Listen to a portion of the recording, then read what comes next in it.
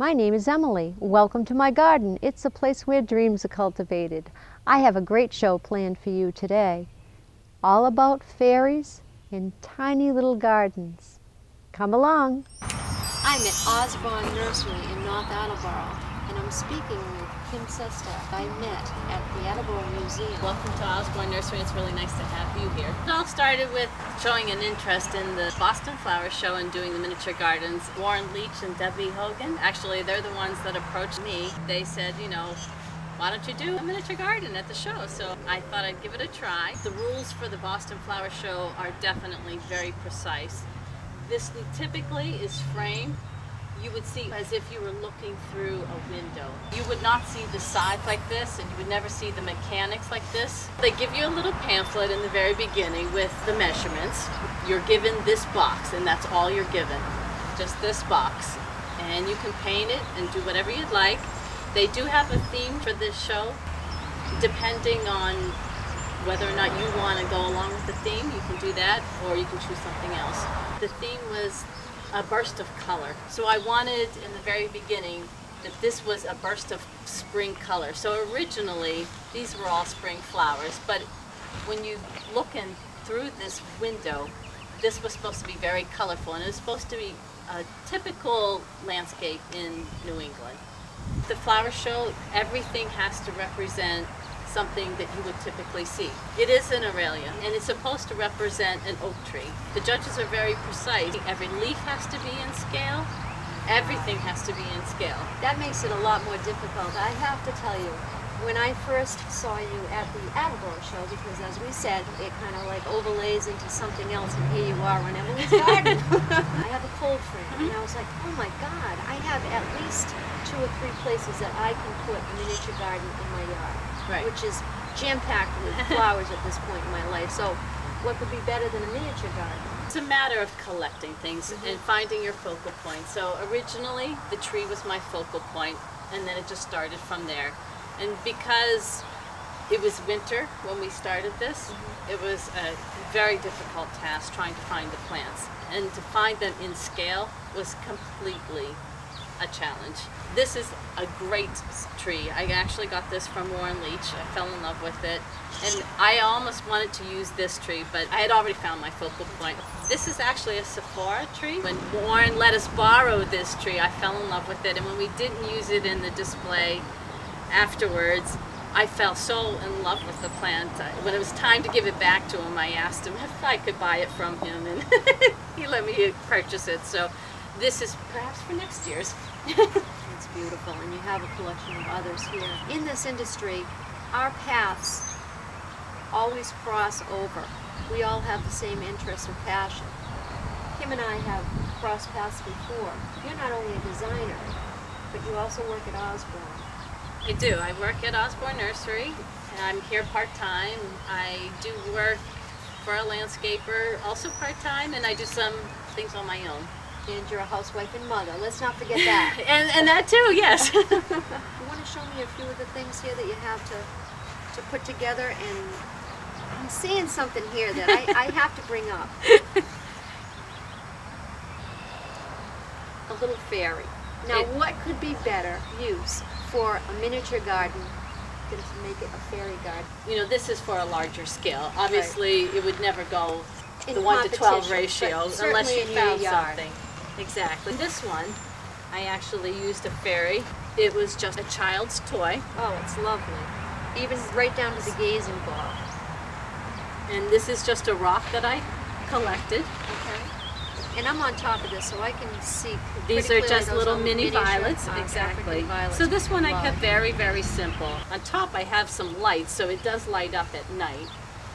Now this piece could actually be brought out onto a patio if you wanted to, or keep exactly, it right. in the house year-round because of the African violets. Exactly. Your imagination is the only thing to limit you. You really can do anything with these. Right, and since you brought up the fact of the indoor plants versus outdoors, a lot of these plants you have to be a little careful because some of them are indoor plants and some of them are outdoor plants. You can certainly mix them, but you have to be mindful when you're creating something. It is helpful to stick with one or the other so that You don't have to take it all apart. Right. So this setup right here is actually an outdoor one. So this has been outside, and it's been growing very, very happily. It's beautiful. A lot of sedum, so you could put So this in a sunny location outside. Sunny location, Yep. and that's also something to consider as far as light requirements, just like outdoor gardening. Right. The indoor gardening, of course, you have to be a little more mindful of keeping it pruned. Right. And so that's the other thing. This So is you could even bring bonsai into this. I mean, like I said, as we're speaking, I can see how much. exactly. How And far some you of can go. the things in the flower show were bonsai specimens. This was actually purchased at New England Bonsai, and you can get some bonsais and start from there. Is that a mimosa? But this is what I Very- would use to represent a mimosa, very but it's similar. an acacia. Nice. When you look at it, that's oh, that looks like it would be a mimosa. So you Yeah. have to think in terms of what would it represent Right. as far as something that's being judged. You'd want to make sure that within your larger garden, you would be able to see the smaller miniature garden feature as you walk through, or perhaps it would be a surprise. You also make some of these things. Instead of purchasing a lot of things, which you can certainly do at some of your craft stores, you can make a lot of these things at home, and it's actually a lot of fun. It's a group activity. I think it could be Well, an age group. It can be. We would sit down and we literally would get some clay, polymer clay. So it comes in an assortment of colors. I mean, they actually have sparkly kind now, glow in the dark. Nice. And to get this marbling effect, just mix it together. It looks just like a glazed pot, and then you just bake it according to the direction. I would never find to buy something that was color coordinated, so I just made them myself. So a simple hanging basket, which if you go online, something like this would cost you $10. In the hanging basket over there, it's actually a baby spider plant. How There's many of sedums. us have those little spiders? I mean, once they Right. start multiplying. Exactly. Yeah, perfect. Some of your sedums are excellent, or air plants. They don't require the soil. They do require some moisture, so you could just spritz that and it'll be fine in that pot. And that, I'm looking at a little head. Oh, my little head, yes. I love that. And I you see actually- these pots all over the place. I too. actually made this head. It's a chia head. Yep, and I made this. And so what I did, I have a mold for a face, Yeah. and so I got the clay polymer clay, Yeah. so that it would mimic a terracotta plant pot, and then I just molded it along into the face, and then I just put moss on there. That is too fun. So if you wanted to even specialize this to a person or a child, I mean, again, I'm going off here because it's just, there's so much that you could do with this. Right. All right, what else have we got? I'm looking at patio material. Patio material. That's the great thing about working at Osborne here. I have access to all my hardscapes, so it was just a matter of collecting. I have some bins of mulch. I have my bins of sand. If I Everything wanted, that Osborne carries. We're going to take a tour of the place when we're all done with this, but we have so much more to do here. and my stone dust, which becomes a great thing for paths. Little fairy dust. Or fairy dust. But the tiles actually can be a great addition too. Love this. You can get ordinary flagstone. These have been cut, obviously. These have been, and I just purchased this, and if you look closely, this is what I used for my piece for the patio there. Okay. So I cut this up and made the design what I wanted, and then What is this material? This is just a screen for a backing. I purchased it like this. This would be a backsplash for your kitchen or something like Right, that. okay. So you have to, when you start looking, you just see anything that you can use. And I saw it was a big square, Yep. and then I just cut them all a piece and then made it to fit my patio. And then I put the stone dust in between it. So just like you would a Just patio. like you really would do it. You have a particular saw that you use to cut. I didn't have to saw those. Now some of these for the steps I had to break, and that Okay. was somewhat of a challenge. around the patio, I had built a wall. So the same thing. This came on as a section, a 12 by 12 section. Okay. And I saw these pieces and I said, oh, don't these make great steps? So when you put them like this, they become steps. Or like this, and it becomes a wall. Oh my God, this is so fun. So these can be purchased different sizes, or you can cut them. Correct. I saw a few years ago, and I've been wanting to do this forever, since I did see this. There was a lady on television, and she was an older woman, and her other passion was quilting. So what she did was she took a quilt pattern, and she had someone cut the pieces, all different colored marble pieces, to conform with her quilt pattern. If she had a log cabin quilt or a wedding quilt. And then what she did was she laid it all out with instructions and shipped them in pallets so they could be laid out on a patio. And when it was done, outdoor living rooms have become so popular. It looked like a rug.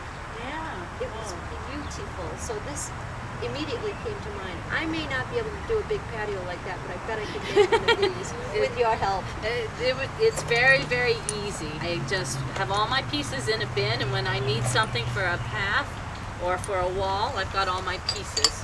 So every time you take all of your pieces and you put them in separate bins so you can take up this activity and continue it anytime you want to. Exactly. And so when I see something I like, I just put it in a bin, and I know eventually I'll use it. I also have a wonderful habit of collecting stones. Every time I go to the beach, of course, I have my little collection. And the glass. And the kids have to haul the stones, and I say, come on, one more rock. And the shells. Yeah, sometimes the shells, but mostly we're at the beach doing the rocks. So I always collect rocks. This one actually came up from New Hampshire. It's very sparkly because of the mica. Yeah. So they make great, great additions. You could get these little stones in the craft store. So this is something that you could use in one of your fairy gardens. And they all have little labels. Live, love, and laugh. We talked about that before. We both have the same sign in our garden. That's so funny. Kindred spirits kin, I think. So you know what? I wanted to point out, because most people, when they see this, after all that work, the thing that people most commented on was the magazine. So if I could just show you the magazine, I want to see them. And I'll have to tell you my secret on the magazine. This became one of the most popular questions. Where did you find the magazine? And all I did was get a computer printout of that. Oh my God. And I was literally recycling a magazine at the time, so I cut the corner off the magazine, and it became my gardening magazine. Great thought. So that's what most people seem to really be interested in. Where did I get that magazine? You can see I did the Miracle Grow fertilizer the same way. And you got the dog. Now, I have to ask you, do you have I do have a Sheltie, and that's what he... Oh, it's a Sheltie, even better. That's what he looks like. So even the dog made it. I want to go around the corner now, because you have made a little fairy garden over here, and I want to show them the different containers. Right. This was more for a show, honestly. If you're going to do something in your yard, you're going to probably choose either a sheltered area or you're going to create a shelter. Right, exactly. Because this is not something I could maintain. And actually, this was disassembled twice now, from the flower show, from the Boston Flower Show, then to the Attleboro Flower Show. And then when I knew you were coming, I redid it again. And so I think its days are numbered, but this is something we could never maintain outside, because you'd be on it constantly. Well, if you see underneath here, this is all on styrofoam. Okay. So this moss is just placed right on the styrofoam, so it could never be sustained. But certainly you could do something on a smaller scale outdoors like this. The water. The larger pumps are usually a recirculating pump. Right. That will make the water recirculate. That is so small. Doing the flower show, Warren Leach had said to me, he said, Kim, he said, this is your first time. He said, I don't suggest doing a water feature, but I was determined. She did. I was determined to have some kind of water feature. And so what I found was a very inexpensive pump, already set up, and I said, oh my God, I gotta do this. Oh, it's so it was completely different. It was all black, and it didn't fit. It looked more Asian, and so it didn't fit the typical New England scene that we were trying to do. Yep. So I painted it, and again, these things are the wall pieces that you had seen earlier. So I glued them all like that, and it's self-sustained, and then I painted this to match the rock, and that was my water feature.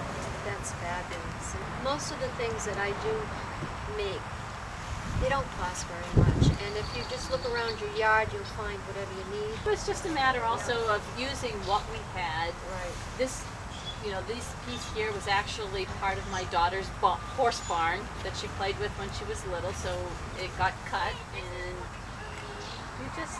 In the train garden. I mean, the train garden around something like this is unbelievable. Right. Let's go check out your fairy garden. Okay, yeah, this is one of the gardens we've just set up. Now this is similar to what I have at home. It's kind of a cold frame idea. Exactly, and this was actually at the nursery, not being used a couple of years ago, and so I asked Eric, the owner, I said, you know, can we put this in a display bed? Last year, this was part of our butterfly house, and so nice. I actually had some caterpillars in there, and I do that too. you do it too?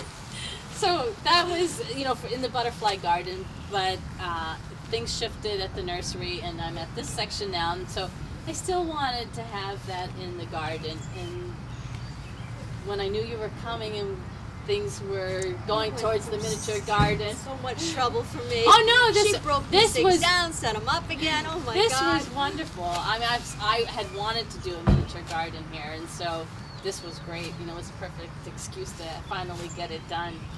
So I actually made one of these at home, and I do have one of these at home. And so with this is a much larger scale. So you can take many more liberties with this. Right. And you're not being judged. It's exactly. For you. And so this was just a lot of fun. You could light it if you wanted to. A train running through this. And I had hoped that I could get the owner's father to get a railroad going in here. Maybe that's down the road, but for right now, we just started off with the house. And so I needed, again, going back to my focal point. It was not on paper. There was no design whatsoever. I just said, all right, I know I have a house. Let's go out. And so Eric has a lot of property here. This goes way back. I went in the back. I said, I'm going to be gone for a while. And I got my large bins, and that's what happened. So it all started off with my focal point being inside the house there. Okay. Do you see the log there with the moss growing on it? I can see that. It's unbelievable. I found that piece out back, and I said, this is perfect, and I want a fairy underneath it. This fairy is actually mine at home. Just looks like it's perfect for her to be underneath the log and tucked there and sleeping. Focal point is usually the perspective point that you look at something. There may be several focals. If you're walking around a corner, you might see 3 or 4, or you might just see it dead on.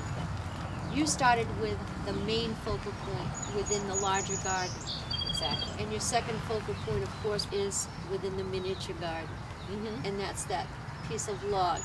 Right, and I saw that one little piece, and I said, that's going to be where the fairy's going. Right. I like to be inspired. I do so too. The next inspiration was, while I was walking, was this other piece of... Oh my God. That's perfect. So I found that, and the gargoyle is actually mine at home. Origin of the gargoyle, you ready? Yes, what? They used to place them on top of churches. Most of the gargoyles, their mouth is open, and it made a gurgling sound, hence the name gargoyle. How cool is that? I never knew that. And you have the little fairy land. Exactly. These are bricks that I make at home, and of course I broke this one, but so that's fairyland. And I like your use of the material with the moss and... The moss took an incredibly long time because, again, I went way back there and collected the moss and just bin after bin after bin, collecting the moss and then just placing it. These almost look like little stepicles. That's a dianthus over there? Correct. That is a dianthus. Yep. And the other ones are the Scotch moss. Oh, this is a little mondo grass. Mondo grass is great. And then It's kind of fading right now because I just transplanted these. Instead of spending a lot of money on trees, You don't want to. this is actually a sweet fern that I collected up on the hill over there. Nice. And you know, you can see the frame that it does really lend itself to looking like a natural tree. So they're just pouting a little right now. Everything works well. The moss, of course, can be gathered, like you said. When we do the flower shows, end of winter, the beginning of spring, is when the flower shows are usually put on. And we're out gathering this stuff. We try to think of it in the fall. I mean, Right. I'll gather leaves in the fall and put them in a bag and throw them in the cellar. But there's a lot of prep work that goes involved with this. And the moss really is much better if you can gather it before you use it, because it's still green. And that's one of our biggest problems when we were doing the flower show. It was dead winter, and it was a bad winter, if you remember correctly. We had a couple of feet of snow, and so I had called Eric, and typically we're closed during the winter, but I called him. I said, listen, I said, I need some plants. I said, I know this is sounding crazy. I said, but can I come get some plants? And he's in the snow? And I said, yeah. So I knew where it was at, and I literally had to walk through 2 feet of snow to get to the spot, but I knew where the spot was. And I don't know if you know the little plant Leptonella. It looks like a fern, and so I knew that would be perfect for my garden, and I knew where it was over there, and I dug down, chiseled away. I chiseled away, and I got this lump of brown dirt and everything, and I was absolutely thrilled, you know, because I knew I couldn't purchase it at that time, and I brought it home, and I babied this thing. I brought it from window to window, and a lot of the greenhouses now, because of the cost of fuel, have either closed down completely in the winter and started up much later because we're trying to hold back. Right. You know, some of these things just aren't available. They're not available. No one's looking to purchase Leptonella in the winter. And I have to mention, when we buy perennials or any type of material for a flower show, a perennial that might normally go for $8 is $35 wholesale. Correct. For us to put in an exhibit. So, you know, I have to say this. These flower shows are wonderful, and they make us all feel great. And really, I mean, that's the one time a year that we get to see each other. But they're not a really cheap venture. Really, no, definitely not. So again, that's why, you know, a lot of the things were actually made, and it was actually more rewarding that way when I made things, because I knew I could do this. Right, exactly. It was empowering, and I knew that I could make it. It was fun, and it actually got the kids involved too. So it wasn't just a random thing. You know what? I feel like I'm really imposing at this point, but I'd like to see the nursery a little bit. Oh, I before certainly. we say adieu. This used to be at the other section last year, so this is now the annuals and the perennials, the trees and the shrubs. So it's still early on, so we're still getting our things in, and we're in a transition. This is a really large place. It's huge, and it's primarily hardscape. If you're not in the business, you may not know what we're talking about. So it's the stone, the pavers, we have mulch, we have an endless supply of the foundation of it all. Exactly. And you have got some great stonework done over here. Let's take a walk over there and take a look at it. Then we can show them the materials. So this is actually part of the nursery section. We switch things. Okay. And now all the displays are forward for all the hardscape. And now the nursery's down at this section. I love the covered bridge that we're standing in front of. This is the opposite side, and it's just so cute. I love this lion, topiary lion that you made last summer, no less. Although we are really at the beginning of spring. It's still cold today. Look at us, we're bundled up. I know. And this has been left out all winter long under snow. But you can see how this sedum has actually lasted. I want to thank you for letting me come to the nursery. Thank you, and hope you come back. I definitely will. That being said and done, meet me back at Emily's garden. I had to show you some little fairies that I made before we ended the show. They really are adorable and a lot of fun to make. All I did was pick up a few little figures, and I'll tell you a secret. I got them at the dollar store. Some of these I got just at yard sales. Passing by, always find little things like this. Decorate them with little flower caps. Your little flower fairies have to be dressed well, don't you know? How cute is that? fairies are a race of miniature beings said to inhabit magical regions, after all. They can bring good luck or bad. Because they have magic powers, some people fear them and call them the little people or the gentle people, considering it dangerous to speak of them by name for good reason. You see, fairies that are bad-natured are very mischievous, and people consider it safest to beware of them. Fairy stories have changed considerably from those our ancestors believed in. Today, the bad fairy is an exception, and we tend to focus more on fairy godmothers and other good fairies of the like. The belief in fairy folklore of the ancient Celtic and Nordic worlds was said to respect all life from the tiny insect to the gigantic whale, and in so doing connected the earth with the divine spirit within.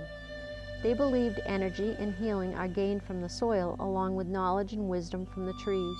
Flower fairies are tiny creatures that live in gardens, grassy meadows, or on the edge of distant marshes.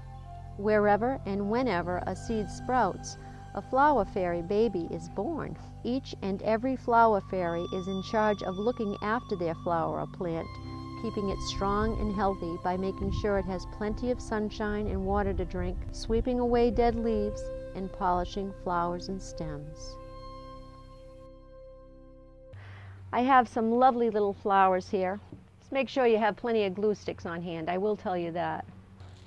If you have an aquarium, you probably have some stones hanging around that you can use for a little walkway. Imagination is the only thing that limits you with these little fairy gardens. Wisteria here. Oh, and I have to show you this. It's solar powered. At night it stands still. I've had it on my windowsill, but this is going in my little fairy garden now. Summer's here and it's pretty well protected. How about these little glass flowers that are meant for tea lights? Great stepping stones for your garden. Just line them up. I had a great time today. I have to thank Kim and Osborne Nursery for showing me those miniature gardens. They really were great. Hope you can make one in your yard. Don't forget the fairies. That being said and done, we part until we meet again. See you next time here in Emily's Garden.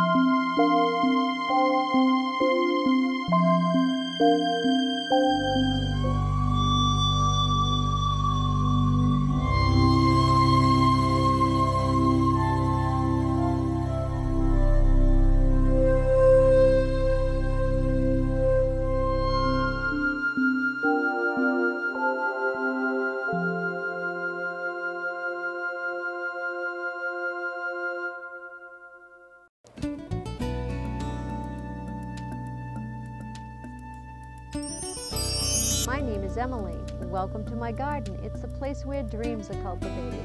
I have a great show planned for you today. It's all about miniature gardens and fairies. You ready? Da da da da da da da da da da da. I don't have to sing, do I?